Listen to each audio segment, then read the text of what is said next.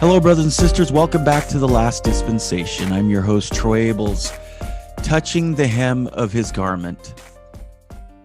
If I can just touch the hem of his garment, I will be healed. This was understood by a fractured woman who had great faith that she would be healed by Christ. She had been bleeding for 12 years and deemed an exile. Due to her condition, she was not allowed into the temple, nor was she allowed to touch another person.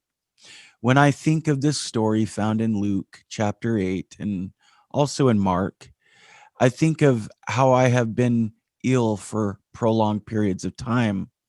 Have you suffered the despondency of having physicians put you through many tests or having to undergo many painful treatments, then to be charged enormous medical bills, often to feel like you were better off before all of the process even started?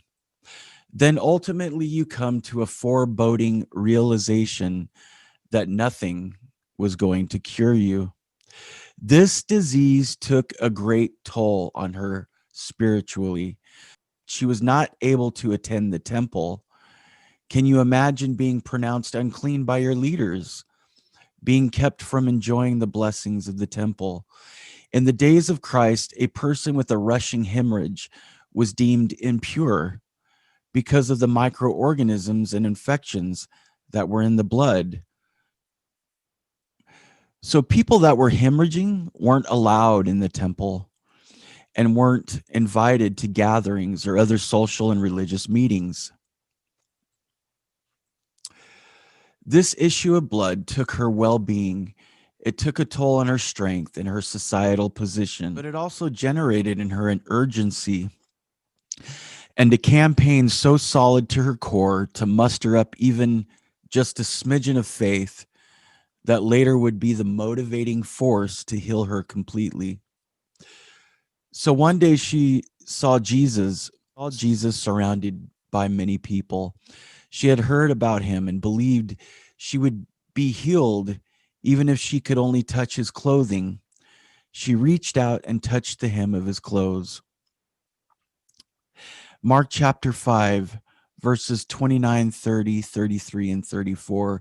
And straightway the fountain of her blood was dried up, and she felt in her body that she was healed of that plague. And Jesus, immediately knowing in himself that virtue had gone out of him, turned him about in the press and said, "Who touched my clothes?" But the woman, fearing and trembling, knowing what was done in her, came and fell down before him and told him all the truth. And he said unto her, "Daughter, thy faith hath made thee whole. Go in peace and be whole of thy plague." Elder Dennis B. Neuenschwander said on the woman with the issue of blood, "Who better than the Savior can reach, support, and ultimately rescue the one among the crowd? He understands what it is to persevere among a disrespectful crowd and still remain true. The worldly crowds do not recognize him, saying that he hath no form, no comeliness, and that there is no beauty that we should desire him. King Benjamin says that the world shall consider him a man. Isaiah further describes Christ's place among the crowds of the world with these words: "He is despised and rejected of men, a man of sorrows and acquainted with grief. He was despised, and we esteemed him not. Surely he hath borne our griefs and carried our sorrows, yet we did esteem him stricken, smitten of God, and afflicted." Nephi writes that the world, because of their iniquity, shall judge him to be a thing of naught. A deeper look at Jesus' healing of the woman with the issue of blood, Kent Brown states, "Actually, the woman did not touch Jesus, but the result was the same. She touched a piece of his clothing, an item that bore sacred ties. The piece that she grabbed was a garment with fringe or a hem on it. likely the garment mandated for men by the law of Moses to remind them to keep the Lord's commandments. Such a hem was also to appear on the garments of priests. We see a further, deeper link to holiness in the vision of Isaiah. In the report of his call, Isaiah began by writing, I saw also the Lord sitting upon a throne, high and lifted up, and his train filled the temple. The term translated train is a word for hem. That is the hem of God's garment. On a spiritual level, the woman had in effect touched God's garment worn by his son and was healed immediately. We can also do the same, brothers and sisters.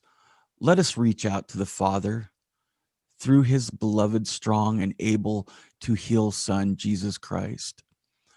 Let us touch his garment. We may not be able to touch him physically, but we can proverbially touch his hem and be transformed. And remember that someday we will be able to touch him physically. Line upon line, measure upon measure, one day at a time. Or if it is his will, we will be healed in an instant. Let us not deny his existence. Lack not in faith, but be believing. For this is the only way we can be healed of whatever we are in need of being healed of, physically, emotionally, or spiritually.